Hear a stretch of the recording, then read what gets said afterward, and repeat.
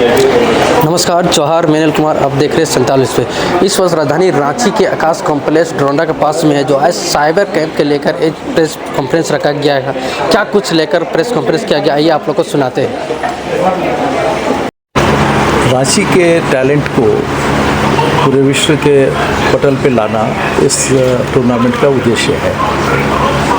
और एक cyber technology एक ऐसी टेक्नोलॉजी है जिसमें कि कोई भौगोलिक सीमा इसको बांध के नहीं रखती है। जैसा हम लोग के बीच में मेजर विवेक जी हैं, तो ये रांची जैसे छोटे शहर में बचपन से इनको शौक़ हुआ और ये आज पूरे नेशनल टीम में साइबर एक्सपर्ट के नाम से मशहूर हैं। और भी कई एक लोग हैं रांची में जिनको हम लोग बहुत कम जानते हैं, क्योंकि ये दुर्भाग्यपूर्ण स्थिति है कि सरकार या पब्लिक जो है अभी तक इस विषय को गंभीरता से नहीं ली है, जबकि सचमुच में ये बहुत ही ज़्यादा गंभीर और बहुत महत्वपूर्ण विषय है। झारखंड में बताते चले कि सर ये जो है साइबर क्राइम, खास तौर पे अगर ठगी जो ऑनलाइन हो रही है, इससे कोई भी परिवार सर अब अछूता नहीं।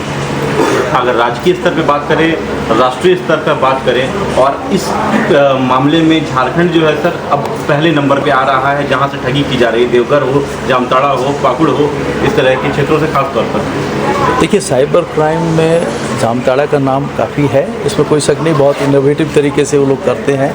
लेकिन हकीकत ये है कि जो क्राइम की खबर आप देखते हैं ना, मैं उसको कोई छोटा नहीं बोल रहा हूँ, क्योंकि जिसकी बर्बादी होती है वो 100% बर्बाद होता है, छोटा नहीं बोल रहा हूँ। लेकिन ये देखिए कि साइबर के उपयोग में कितने ट्रांजैक्शंस हो रहे हैं, तो अभी भी उसका एक प्रतिशत के टर्म्स में जोड़िएगा तो बहुत छोटा है।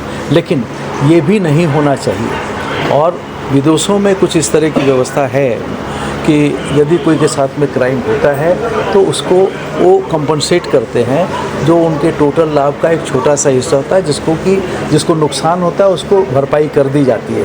कुछ कानून यहाँ पे भी हैं, लेकिन उसको फिर ये देखा जाता है कि उसने पासवर्ड दिया था, नहीं दिया था, किसकी गलती से हुआ।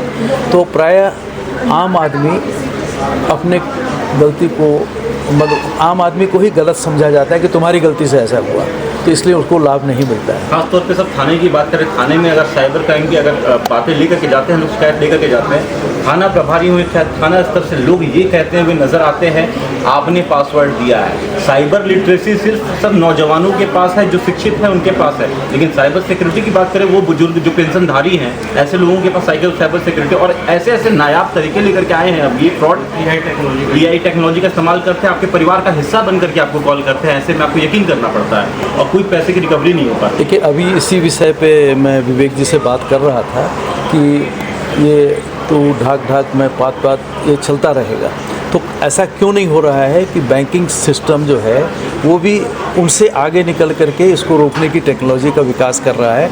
विवेक जी ने कहा है कि ये इस पर एक शोध करके एक सुझाव पत्र तैयार करेंगे और सरकार को देंगे, बैंकिंग इंडस्ट्री को देंगे, ताकि कुछ ऐसी व्यवस्था हो जहां बुजुर्ग लोग भी अपने आप को सुरक्षित महसूस करें। हो सकता है कि उनका ट्रांजैक्शन थोड़ा स्लो हो जाए, हो सकता है कि वो कमी उनको महसूस हो, वो बर्दाश्त करना पड़ेगा। लेकिन ऐसा नहीं होगा कि तुरंत आपने किया और तुरंत पैसा आपका उड़ गया। ऐसी सुविधा हो सकता है, उसकी आलोचना होगी, लेकिन अगर सुरक्षा चाहते हैं तो कहीं ना कहीं कुछ उसकी कीमत देनी पड़ेगी। परिचय दे दिए सर। मैं महेश पोद्दार हूँ, पूर्व सांसद। जा रही पेंशन होगी, ऐसे लोगों को कैसे देखिए, इसमें सर ने बहुत ही अच्छा से ब्रीफ कर दिया। ऑलरेडी एक रिसर्च पेपर पे हम लोग अब काम करेंगे और इसको सरकार को भी देंगे। इसको अगर पूरा चीज़ देख लिया जाए तो 3 भागों में अगर हम देख लें कि प्रिवेंशन, रिसर्च और रिस्पॉन्स। सबसे पहला आता है कि प्रिवेंशन। तो जितना जागरूकता है, ज़्यादातर हम लोग जागरूकता यूथ तक सीमित, जैसा आप बोल रहे थे, यूथ तक है, लेकिन इसे अब हर तरह के, हर वर्ग के लोगों तक, चाहे वो बच्चों की बात करें या सीनियर सिटीज़न की बात करें, हर एज ग्रुप को इससे अवेयर होने की ज़रूरत है, ताकि वो एक साइबर एम्बेसडर और फर्स्ट रिस्पॉन्डर बने इस तरह के क्राइम में। रिसर्च, जो कि अभी इसमें बहुत मेजर AI ML जो न्यू और इमर्जिंग टेक्नोलॉजीज़ की बात कर रहे हैं, ये बहुत मेजर रोल प्ले कर सकते हैं इन क्राइम्स को रोकने के लिए, और इसमें क्विक एक्शन बैंकर्स के द्वारा। और तीसरा रिस्पॉन्स। मैक्सिमम क्राइम में हम रिस्पॉन्ड बोलते हैं ना, कि क्राइम को अगर गोल्डन आवर पे आप रिस्पॉन्ड कीजिए तो आपको उसका जल्दी आपके जो भी खाता में पैसा कि उसको रोक दिया जाए, तो लोग ये कर नहीं पाते हैं। तो रिस्पॉन्स इज़ इम्पॉर्टेंट, ताकि आप टाइमली रिस्पॉन्ड करें पुलिस उस पर एक्ट करे, उस अकाउंट को फ्रीज करे और आपका जो पैसा खोया गया है वो उसको लौटाया जा सके। रिकवरी लेकिन सर 90% देखा जा रहा है कि नहीं ही होती। चैलेंजेस हैं, बिल्कुल चैलेंजेस हैं, और इसी के लिए अब हम लोग कोशिश कर रहे हैं कि किस तरह से ये एक मॉडल डिवाइस किया जा सके जिससे टाइमली लोग के जो पैसे हैं वो लौटाए जा सके। सर बता रहे थे बाकी कंट्रीज़ में ऐसा है कि अकाउंट से पैसा निकल गया तो आपके अकाउंट से आपको पैसे आपको वापस मिलेंगे, आपको वो इंश्योरेंस के थ्रू रिकवर करते हैं किसी के फॉर्म से। अब इंडिया में भी अब DPDP एक्ट आ चुका है, IT रूल्स आ चुके हैं, तो बहुत सारे रूल्स हैं और फ्रेमवर्क्स पे काम चालू हो रहा है। तो होपफुली 2 से 3 साल में आप देखेंगे कि आज चेंज क्या हो जाएगा। कार्यक्रम था? ये है मोस्टली स्किल बेस्ड प्रोग्राम हम कर रहे हैं, जो कि ई स्पोर्ट्स के बारे में बात करें तो ई स्पोर्ट्स अब ओलंपिक्स में एक लिस्टेड अब मेडल होगा। 2027 में ओलंपिक्स जो होगी सऊदी में, वहाँ रियाद में, वहाँ पे ई स्पोर्ट्स एक कैटेगरी है वहाँ पे। तो हम कोशिश करें जो बच्चे आप जो देख रहे हैं जो कि अभी तक गेमिंग और ई स्पोर्ट्स को एंटरटेनमेंट के फॉर्म में आप जो देखते हैं, उनको हम तैयार कर रहे हैं स्किल बेस्ड गेम्स खेलने के लिए, ताकि वो ओलंपिक्स में जा कर के झारखंड से भी एक टीम जाए और वहाँ पे रिप्रेजेंट कर पाए और हो सकता है हमारे लिए मेडल भी जीत के वहाँ से लाए। तो ये एक मेन मुद्दा था और सर का प्रेजेंस यहाँ, सर ने जो टॉक दिया था मॉर्निंग में, वो मेन मकसद यही था कि आप गेमिंग, एंटरटेनमेंट, सोशल मीडिया, ये सब पे आप इतना कुछ कर रहे हैं, बट आपको रिस्पॉन्सिबल होने की ज़रूरत है, आपको क्रिटिकल थिंकिंग की ज़रूरत है, क्योंकि बहुत सारा fake news, miss information, deepfakes फैल रहा है अलग अलग सोशल मीडिया प्लेटफॉर्म पे, इवन गेमिंग प्लेटफॉर्म भी उससे अछूते नहीं हैं। तो इसको फोकस करके ये प्रोग्राम किया गया था। मैं मेजर विनीत कुमार हूँ, founder global president cyber peace का।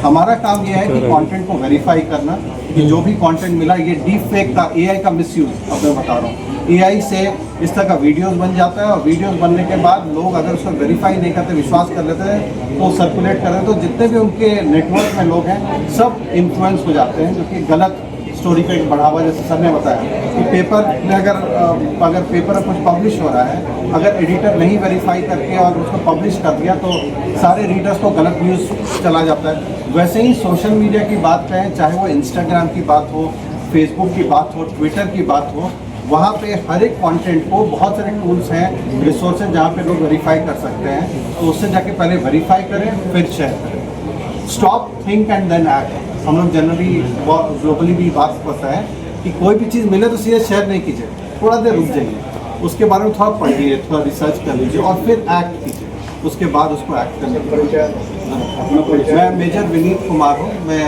Founder and global president to cyber peace जो संस्था है।